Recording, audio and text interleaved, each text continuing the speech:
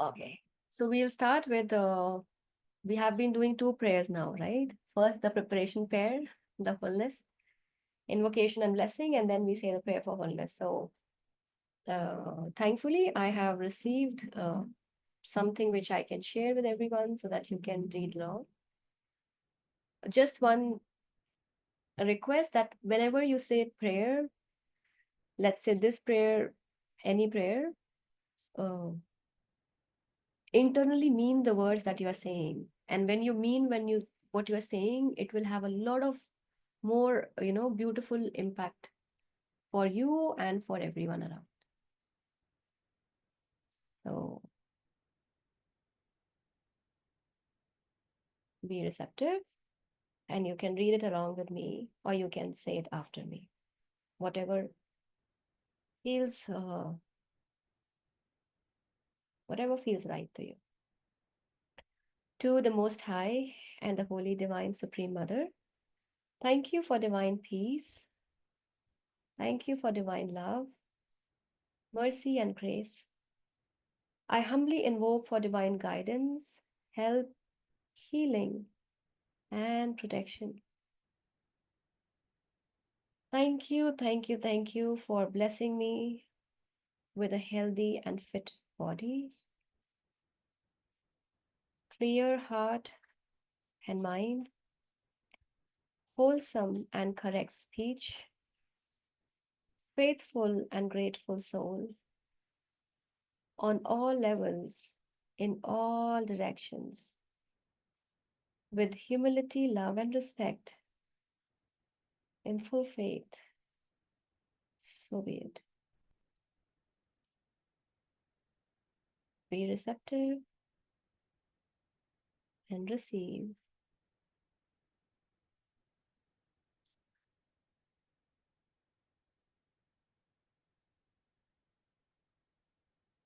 We'll say the prayer for wholeness.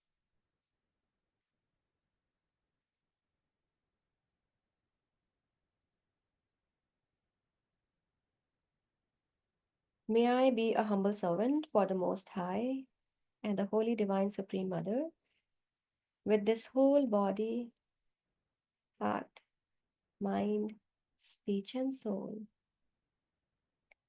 Put your hands in blessing position. May I show compassionate activity towards every person and every being without exception, in the higher, in the middle, in the lower worlds, and in all 10 directions.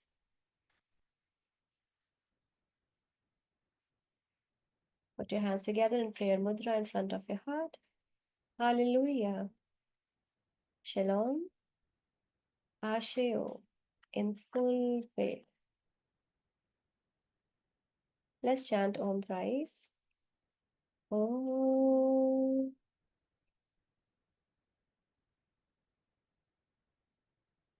Om.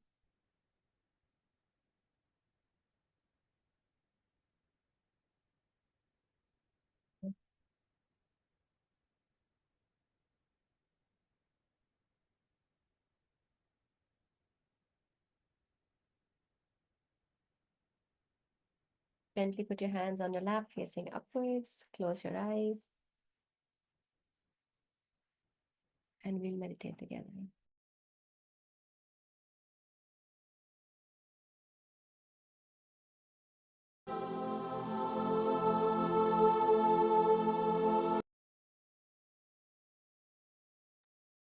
Gently move your fingers, your toes. Be aware of your physical body.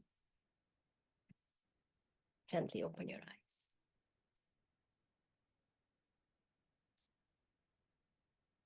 I hope you had a good one. And all those who have been in the book study in the morning, it would be even more qualitative to put in words. So I'm moving ahead. We have been reading related to the constellation of Taurus because this is the Vesak month and we are already in those energies of the constellation of Taurus. So if all those who were there last time, if you remember, we started reading about the Taurus and the, how to say, The author has mentioned Taurus along with the golden eye. So all those who were there, I hope you remember that the author talked about the higher correspondence of the eye and the lower correspondence of the eye that takes care of us to an extent that we came to a point. So I'm reading that last line that we read, last two, three lines to move further. All those who were not there last time, on YouTube, we actually share these Archangel meditation talks and the reading, so you can go through it um, at your own time. But listen, even if you are not there, still listen. It's really going to be of really interest. So I'm reading that part where the author says, from the eye of Taurus pours down an energy which in esoteric literature is called the energy of desire. That from the eye of the Taurus constellation, the bull, the one eye, which is known as the golden eye, pours down the energy, which in the inner teachings, let's say, we call it the energy of desire. Now, desire is the energy of the spark or the developing human soul.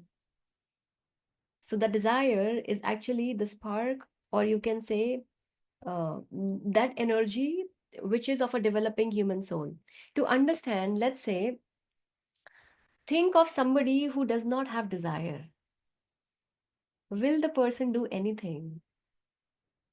Like, even if to study, even if to meditate, even if to do something good, there is that desire, no? The wish. I want to do that. I feel like doing it, right? So the author is saying that from the eye of the Taurus, uh, there is a downpour of energy, which is called the energy of desire. And the desire is the energy of the spark, or you can say desire is the energy of the developing human soul. So every human soul that is in the process of development will have desire. When the spark is trapped and identified with the world of matter, it runs after material possessions, pleasures, and positions.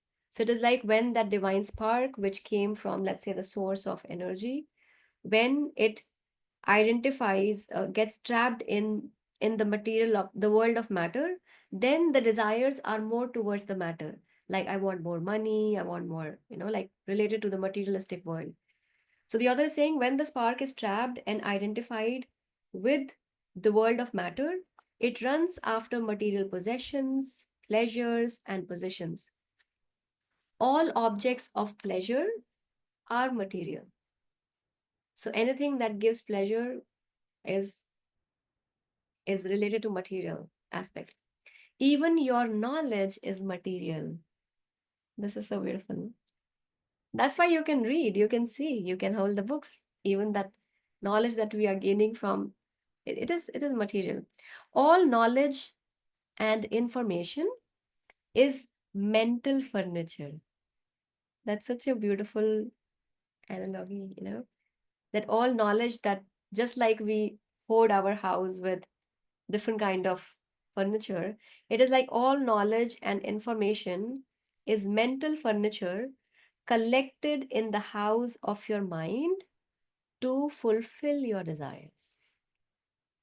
So that is that mental furniture, all the knowledge and the information which is there, let's say, put in the collected in the house of your mind so that you can fulfill your desires.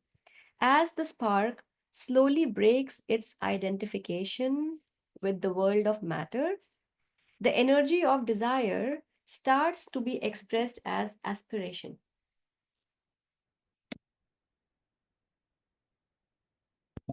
So let's say the author is saying, as that spark slowly starts breaking its identification with the matter. So let's say, for example, initially when we were born, we really wanted to have, a lot of things. We still want to have a lot of things, by the way. But as we started going on the spiritual path, we meditate, we breathe, and then we learn a lot of esoteric knowledge, wisdom. Slowly and gradually, how we say, we understand that I am not this body, I'm not this emotions, I am beyond this body.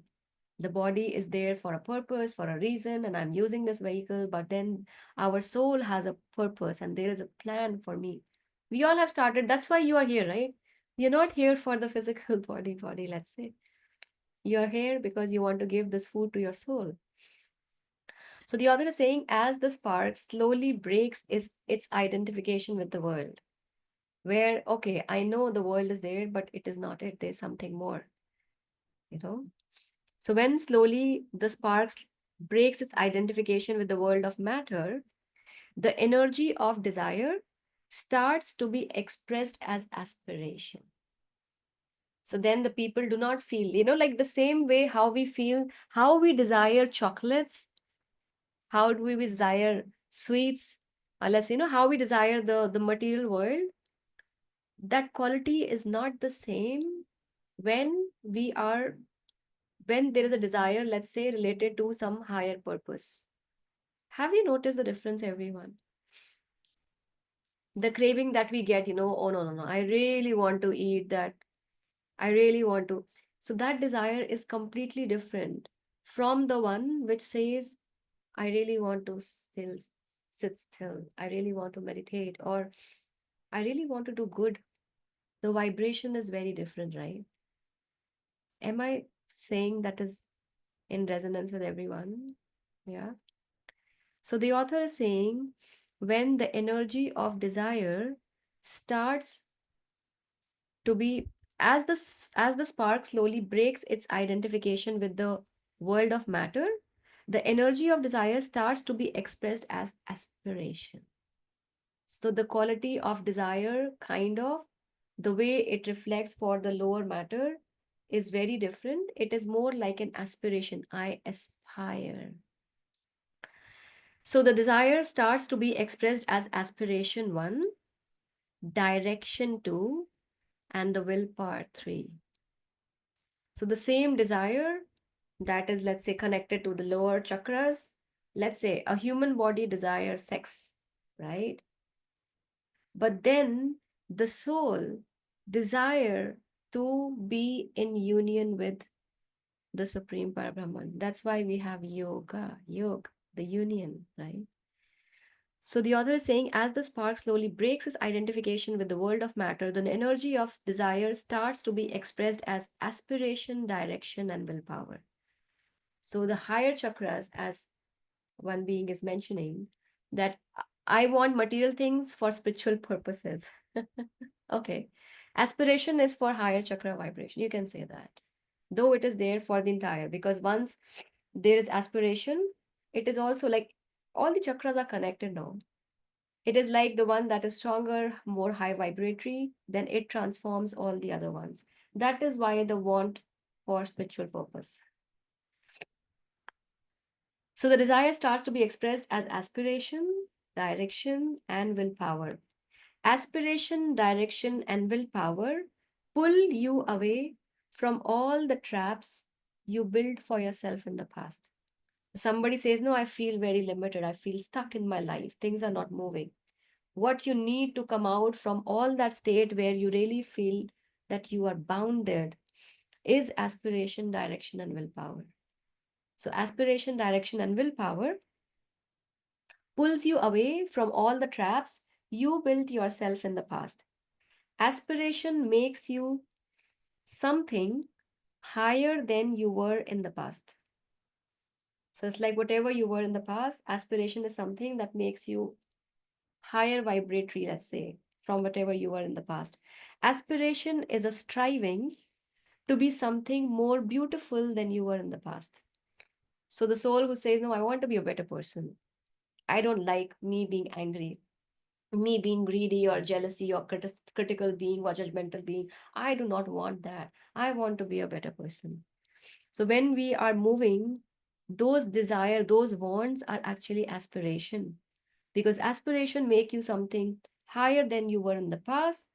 It is a striving to be something more beautiful than you were in the past. So the author is saying, after the fire of aspiration clears your way. So the bare minimum requirement is to have aspiration, no? So that there is a want to be better. Yes or no? Somebody who does not have this want to be better will say, why everybody in the world is doing this? Why should I be better? Why should I only be the bigger person? Why should I forgive? Why should I say sorry? We all have been there. Probably a lot of us are still stuck somewhere. So when we disassociate with this matter, the desire energy got expressed as aspiration, direction, and willpower. Aspiration is that kind of energy where we say, no, this person's karma, this person's choice is this person's choice. I am not him or her. If this person is doing something wrong, I don't want to be the same one. That is aspiration. And aspiration, the author is saying, after the fire of aspiration clears your way. So when the fire of aspiration comes, it's clear your way, no? It makes you disconnect with all that is unwholesome. It clears your way. You develop direction. So it clears your way, and then you say, okay, now this is what I should be doing, or this is I should not be doing. So direction, and then that understanding comes, okay, no. So first, the fire of aspiration clears your way, and then you develop the direction in you. To have direction, or direction, the way you pronounce, to have direction means to be free from the blind urges and drives of the lower self. So, what is the difference between somebody who has the direction inside and not? The one who has the direction, the lower self, the lower urges and desires, they do not rule you. So, let's say my body says, I want to sleep, but I say, no, I want to exercise. My body says, I really want to have those pakoras, samosa, and all golgappas, blah, blah, blah. I want to have all the junk. But you say, no, I choose differently. So there is a difference. I have more control. I make better choices. So to have direction means to be free from the blind urges and drives of the lower self. To have direction means to have the ability to perceive the light coming from the eye of Taurus and from the eye of your true self. So to have direction also means that you have now the ability to perceive that light, that wisdom, that guidance, that is coming from the eye of the Taurus.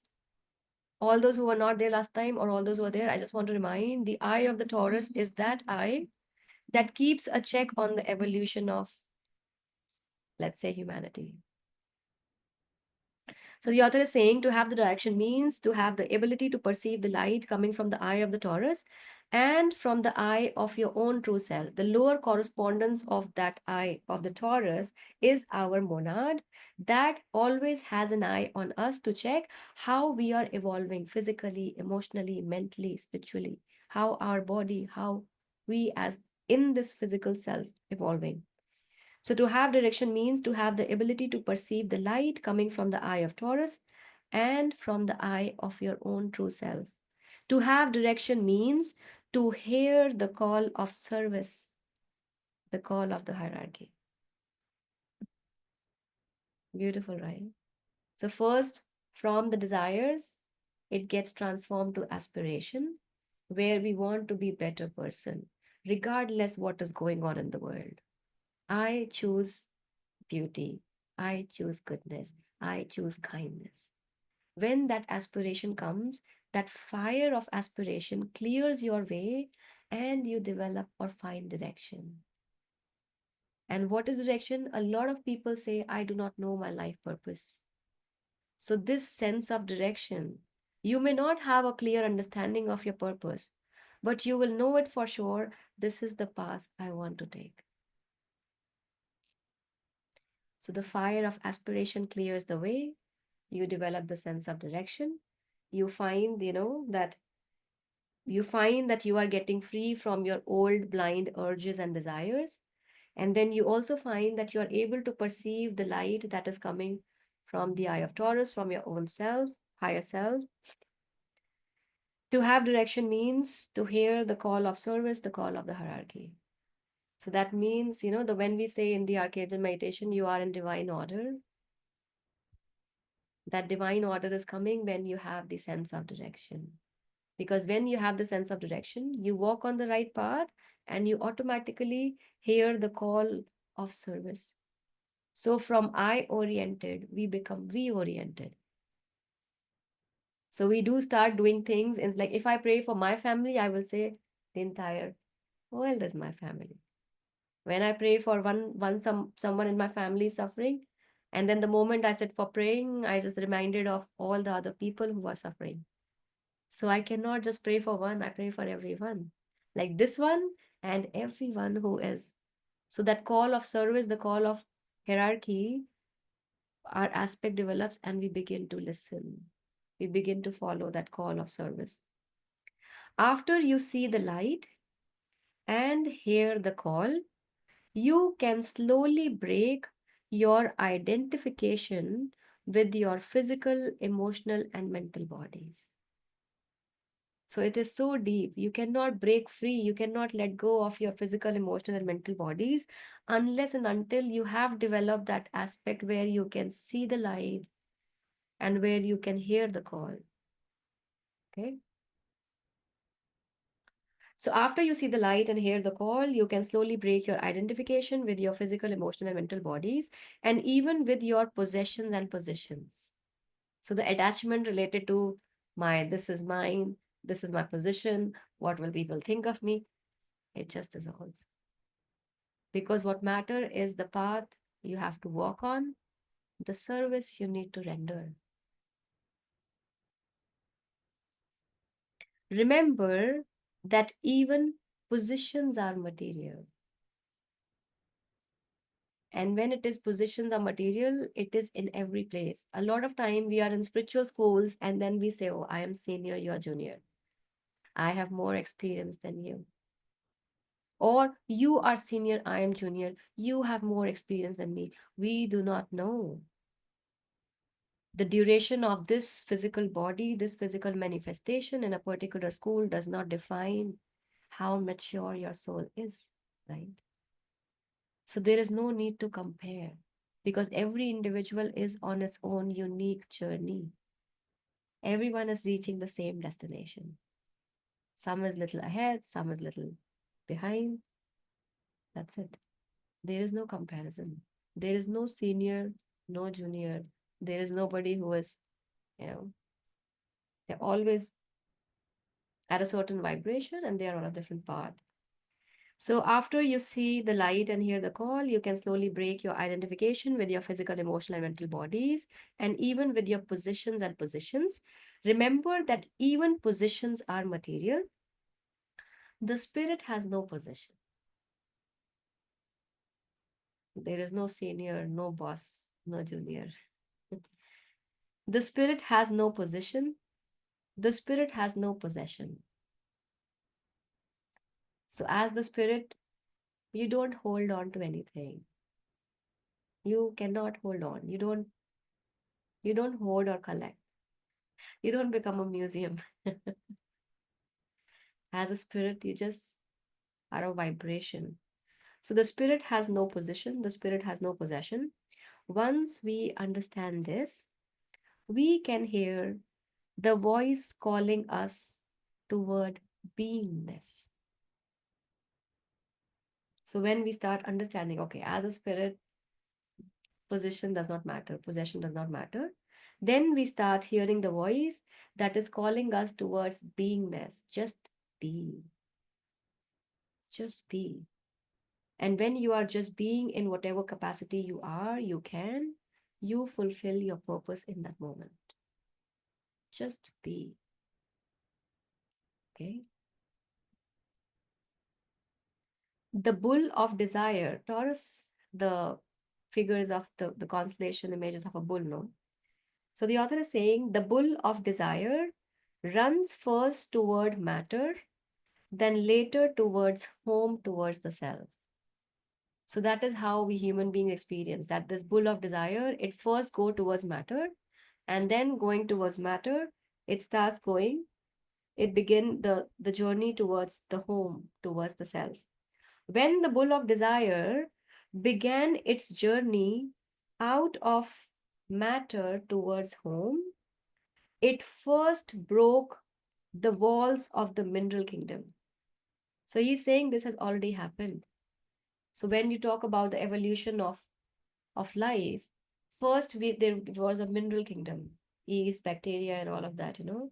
So the author is saying when the bull of desire began its journey at the initial of the time when the life started happening, when the bull of desire began its journey out of the matter towards home, it first broke the walls of mineral kingdom and entered into the vegetable kingdom. Then it made another breakthrough and passed from the vegetable kingdom in the animal kingdom. Human beings are those animals who conquered the limitations of the animal kingdom and entered into the human kingdom.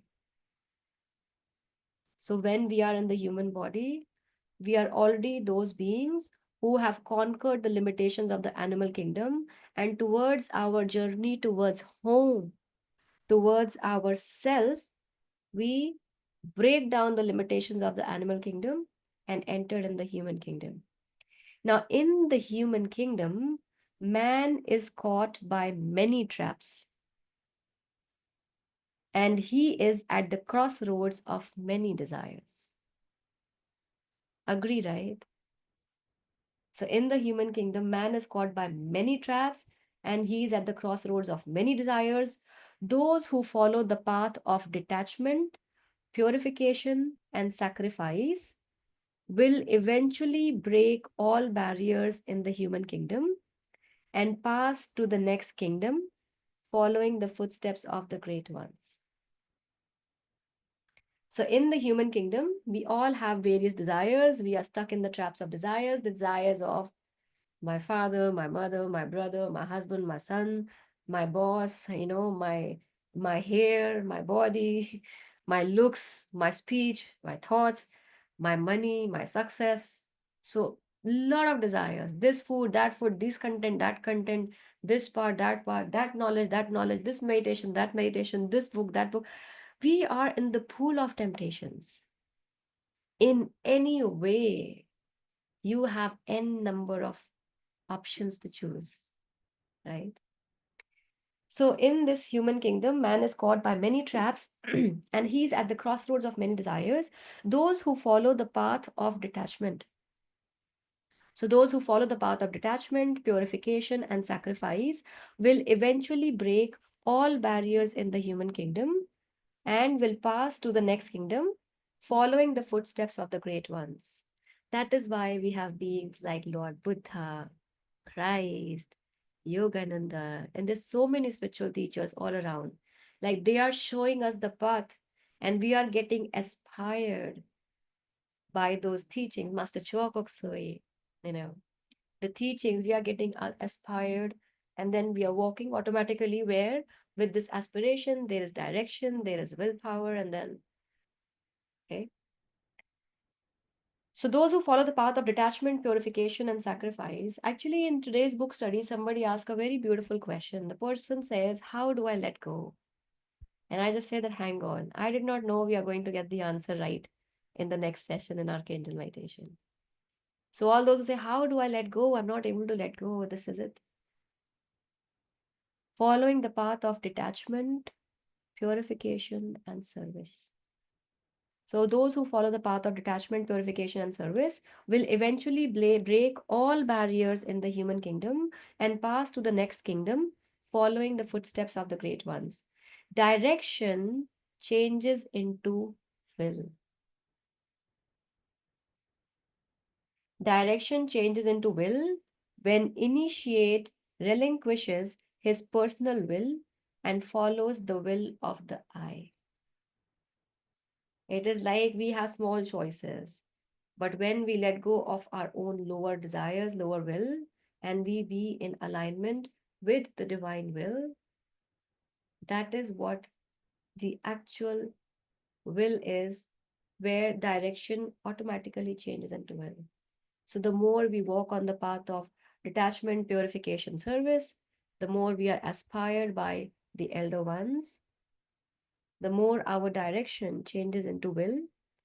So direction changes into will when the initiate relinquishes his personal will and follows the will of the I. if there is a question, though I did not hear any. So let's say there's a beautiful question that actually should be there. How should I relinquish the personal will? Nobody even asked, want to know, that ask is not there because we are so much, trapped with what I want and what I want to do, and I want to have a free choice and all of that. That this question itself is not arising that says that how to relinquish. Anyways, I'll just share because I had this question. So the question, if the question is when the author is saying that direction changes into will when the initiate relinquishes his personal will and follows the will of the I. So how to relinquish personal will and how to follow the I? The basic steps that we can take is so if you are in a family, if there is a certain decision being made, you know, let's think of the good of every family member involved. If you are a part of the group, work towards what is good for the entire group. If you are a part of a small group of friends, if you are, so let's say small things. Okay, so let's say there are 5 friends, and those 5 friends are planning a trip. Very simple, materialistic trip. Where to go, what to do. One says, I want to go here, the other says there, and the other says there, and we want to do this, and they want to do this. So one want to meditate, the other want to go to the disc. They want to have party. One wants to say, I want to eat vegetarian. The other person says, no, but I like non-veg. One says, I'm very sattvic. The other says, but I'm tamasic. You know? So in that moment, what is your contribution? You say, okay, let's come up with something which is a common good for all. So you will notice at times you will do something that dislike, and something that is not good for anyone, we start dropping. Small things. A lot of time, all those who are in the corporate, don't we get this question, why should I put efforts? I am not even getting credit. Then I ask myself, who am I working for here? The person who was taking credit, who was giving credit, or I'm working here for this organization, who I cannot see but is a being who has given me opportunity to put my service to it. In relation to it, that being provides money, and that being provides the resources which my family is using. Why am I stuck with the boss? Is the boss really my boss? No, the boss is also the worker, the employee in the same organization. So how to relinquish your personal will? Let them do what they do. I am not serving this being.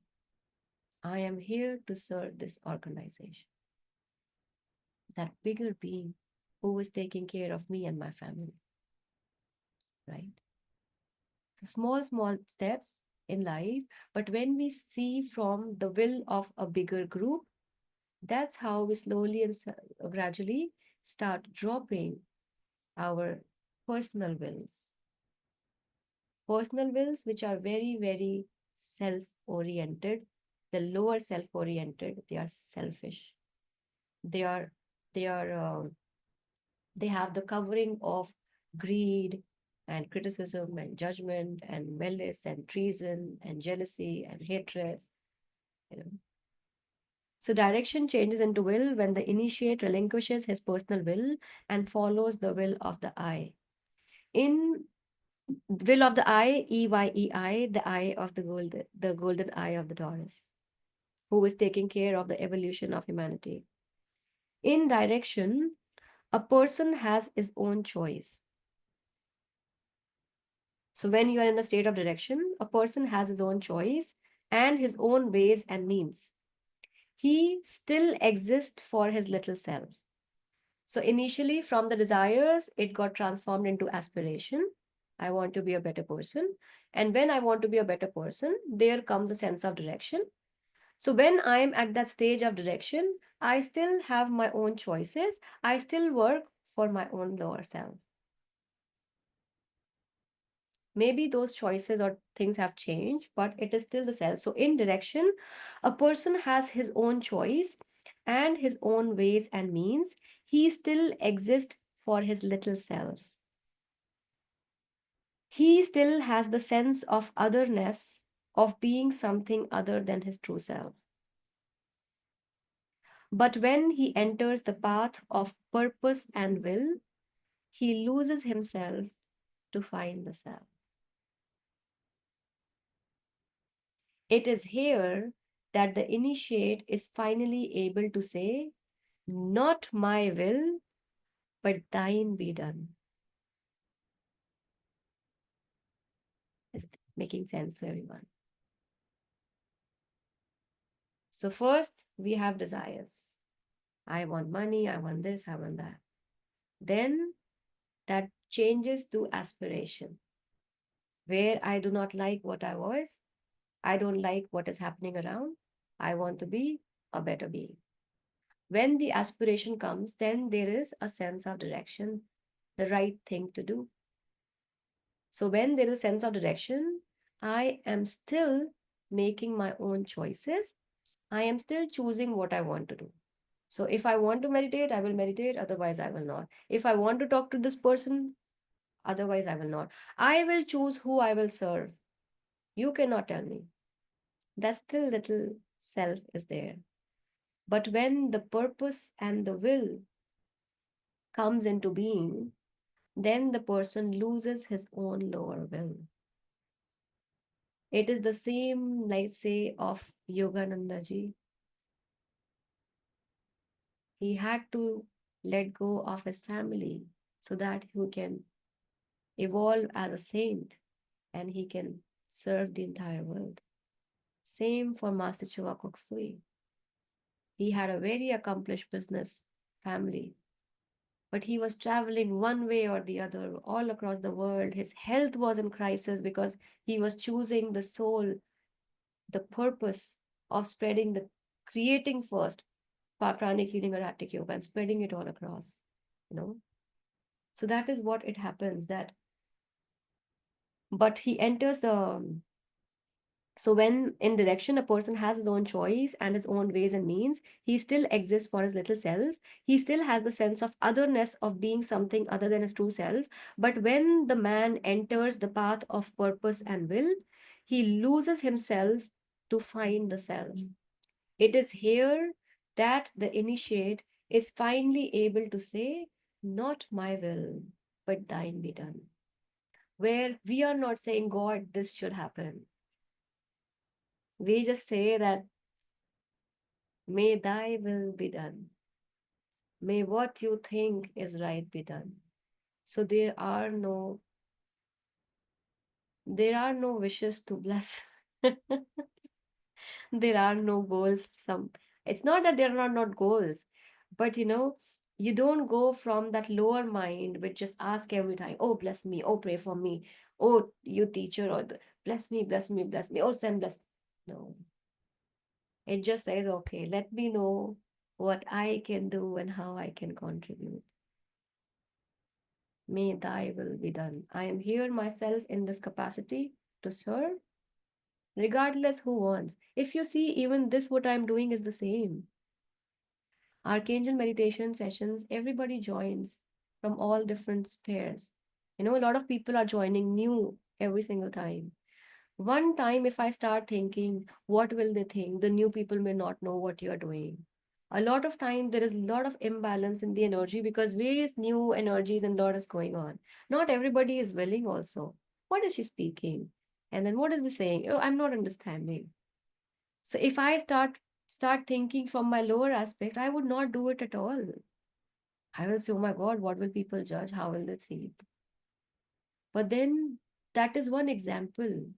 I just know that this is beautiful knowledge. Not everybody can afford big books so much of time and dedication and read. Not everybody is there yet, but this knowledge is really, really important. We all like sheep preparing for Vesak and no understanding of what Vesak actually is. What am I going to do? What am I preparing for?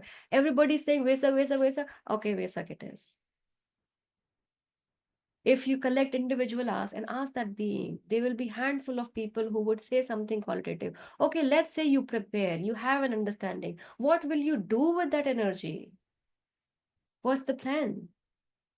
So I attend the Vesak meditation, I am in alignment, rated so much of energy. Next day, I am sitting, eating samosas, drinking tea, watching Netflix, reading newspapers, and commenting on the social media. Nobody knows the same spiritual energy can be catastrophic for us if we don't put it in the right use.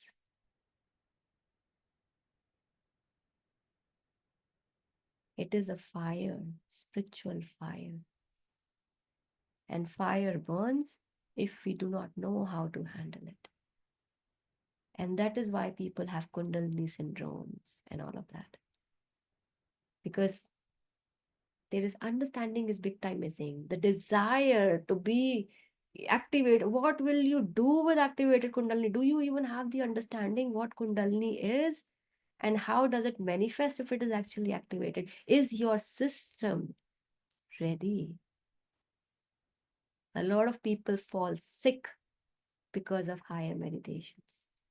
So this wisdom or this book, the book reading, it is being done with that intention to raise the consciousness of the human beings so that the understanding is raised. When your understanding is raised, that same higher chakras energy, they transform the cellular, like your body changes. Slowly and gradually, all those who are imbibing, you will notice your face has a different shine. Your skin texture, the pimples are coming less. You will say, well, I'm not doing anything. The diet is the same, everything is the same. What is different? Oh, I am reading something that is beyond mathematical mind. And I'm not just reading, I'm trying to kind of understand and experience it. So the more that higher consciousness flows, you heal. That is exactly what we do, whether in Reiki, in pranic healing, or any other modality where the energy healing is done. It is exactly what we do with Ayurveda, the herbs, the food, raising the vibration of your body. This is the direct intake of, how many of you have noticed that when you are in a higher vibration, you don't feel hungry and you don't feel weak. So you are in that pool of the pran that is flowing within. So a request to everyone, it's not bad to do anything, but whatever you do, have certain understanding of why am I doing it? And what will I do once I have something if I have it? Okay? So why and what will I do with it will always keep you in the most wholesome and safe space. That you are not just running after something, you understand, so you are preparing yourself well so that if you are receiving, that you are receiving 100%, not receiving 5-10%. I want to receive the full. So you receive fully, but then when you receive, what you receive is not damaging you, because it is said, no, whatever is in excess is poison. So to making what I'm receiving not excess, I need to know what to do with it. And when I know and put it in the better use, I am become more capable of receiving even more. The vessel's capacity just expands and the physical body kind of shrinks because we don't have unhealthy fat cells then. So I'm taking you to a fat loss journey. It's a little longer one, but it's a permanent one. Anyways, thank you so much, everyone, for your openness and willingness for being here. Over to Zen. Please take care of Om Mani Padme Home session. Thank you so much, everybody. Thanks a lot. Thank you. Atma Namaste, everyone. Thank you, Kim. Thank you for the. I love the one that you said about, the company, why you work for a company. And that is a really, really nice point. It's all about us. Yeah. Thank you. Farzana, just off the recording because I'll do that. I Thank, think it's thank you.